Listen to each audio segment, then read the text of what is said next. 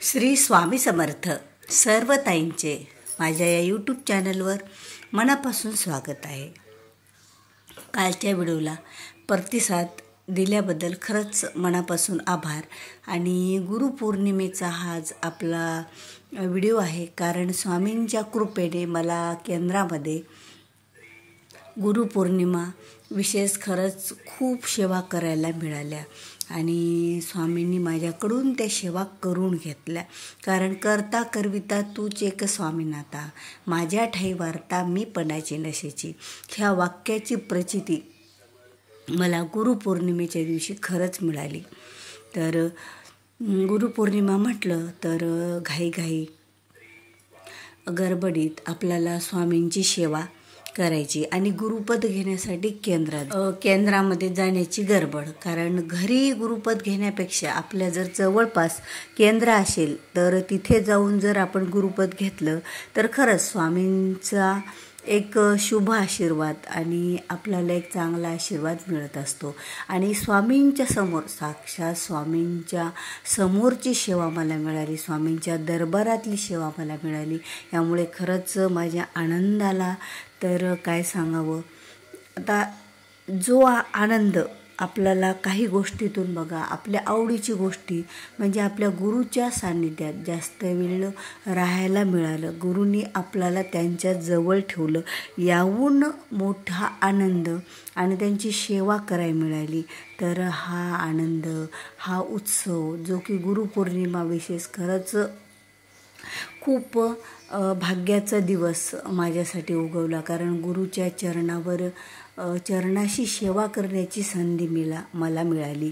आणि स्वामी समर्थ महाराज तर आपल्या सर्वांचे गुरु, परमगुरु, सद्गुरू आणि आपल्या आयुष्यातील सर्व संकटे दूर करणारे. आणि आपण आज गुरुपद घेताना स्वामींना म्हटलंच की स्वामी महाराज, माझा सर्व गोष्टीत तुम्ही सांभाळ करा.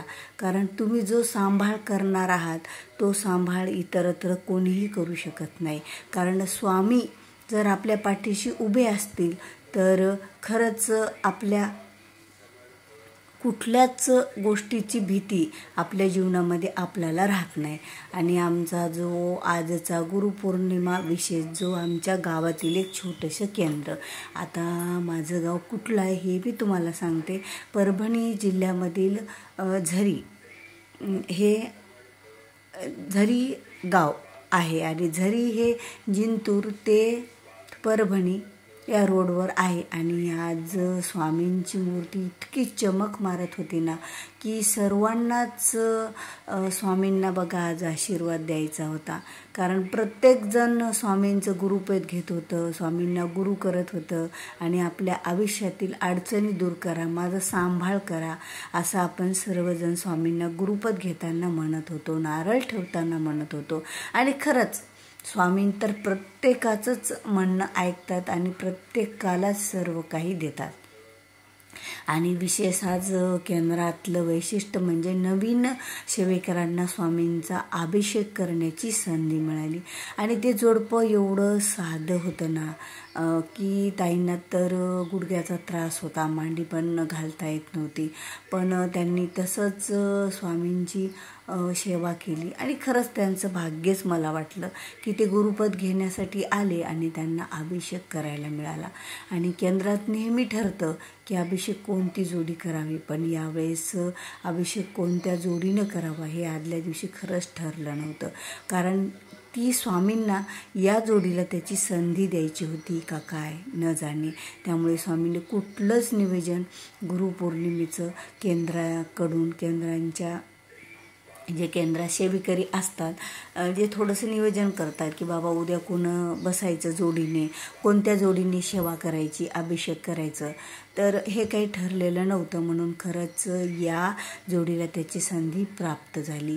आणि ज्या वेळेला सर्व भाविकांनी, स्वामी भक्तांनी, सेवेकऱ्यांनी गुरुपद घेतलं आणि गुरुपद घेताना एक एक फूल स्वामींच्या चरणी अर्पण केलं. प्रत्येकाने गुरुपद घेतलं आणि प्रत्येकाने स्वामींच्या चरणी एक फूल अर्पण केलं. तर खरंच जो स्वामी भक्त असतात ना आणि स्वामींची भक्ती करताना मन एवढं निर्मळ आणि स्वच्छ आपलं ठेवायला हवं. कारण काही भक्त, काही सेवेकरी केंद्रात असेही असतात की त्यांना फक्त आपलंच जाऊ द्या. आता या गोष्टीवर मी पण काय तुमच्याशी चर्चा करत आहे. आपण एवढा आनंदाचा चांगला दिवस, तर आपण फक्त सर्वांनी स्वामी सेवेतच आपल्याला घालवायचं आणि स्वामींनीच आपल्याकडून सेवा घेतली. जेवढे महिला होत्या तेवढेच पुरुषांनीसुद्धा तिथे हजेरी लावली आणि पुरुषांनीसुद्धा गुरुपद स्वामींचं घेतलं. कारण गाव तसं मोठं आहे, पण सगळेच जण काही स्वामींचं गुरुपद घेण्यासाठी किंवा स्वामींचे भक्त नसतात. पण ज्यांनी स्वामींचं गुरुपद गुरुपौर्णिमेच्या दिवशी घेतलं, खरंच ते भाग्यवान लोक. कारण 1 वर्षासाठी स्वामी आपला सांभाळ करतात, प्रत्येक संकटामध्ये आपल्याला साथ देतात. म्हणण्यापेक्षा स्वामी आपल्यावर संकट येऊ देत नाहीत. आपलं जे प्रारब्ध आहे, आपलं जे कर्म आहे बघा, कुठल्याही आपण केलेल्या कर्मामध्ये स्वामी ढवळाढवळ करत नाहीत. कारण जसं कर्म करावं त्याचे भोग भोगावेच लागतात. पण त्या भोगाची जी काही तीव्र गती असते, खूप त्रास असतो, तो त्रास मात्र आपला स्वामी खरंच कमी करतात. तो आपल्या अंगावर ओढून घेतात आणि आपल्याला त्या त्रासातून स्वामी कमी करतात. आणि ज्या वेळेला सर्व भक्त स्वामींची सेवा करत होते, स्वामींचा अभिषेक चालू होता, त्यावेळेला स्वामी खरंच एवढे छान त्यांची मूर्ती दिसू लागली की साक्षात स्वामी आपल्या समोर बसलेले आहेत आणि स्वामींचा अभिषेक सुरू आहे. आणि अभिषेकाला स्वामींच्या थोडा उशीर झाल्यामुळे बऱ्याच सेवेकऱ्यांनी तिथे हजेरी पण लावली. म्हणजे जवळपास 100-150 सेवेकरी तर असतील, कारण केंद्राचं बांधकाम बाजूला चालू आहे आणि एक छोट्याशा जागेवर केंद्र तिथे खालीच उभारण्यात आलेलं आहे. म्हणून तर स्वामींचा ओटा वगैरे काही दिसत नाही. आता तो त्यावेळेला केंद्र होईल, त्यावेळेला खरंच स्वामींची सेवा पण तिथे होईल. आणि सर्वांनी श्री स्वामी समर्थ, श्री स्वामी समर्थ हा गजर तर तिथे सुरूच होता. स्वामींची एक माळ कसं सेवा केली म्हटलं तर सगळेजण बडबड वगैरे एकमेकाशी करतात, त्यामुळे आपली एक तिथे सुरुवात असली सेवा की चांगलं वाटतं.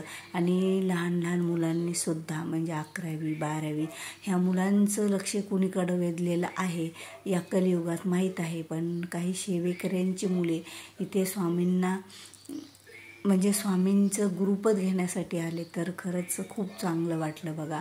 सगळ्यांनाच चांगलं वाटलं की जी युवक पिढी आहे ती कोणत्या गतीला जात आहे, पण स्वामींनी त्यांना बोलावून, म्हणजे त्यांच्याशिवाय तर काहीच होत नाही, बोलावून घेतलं आणि त्यांच्याकडून सुद्धा सेवा करून घेतली. श्री स्वामी समर्थ.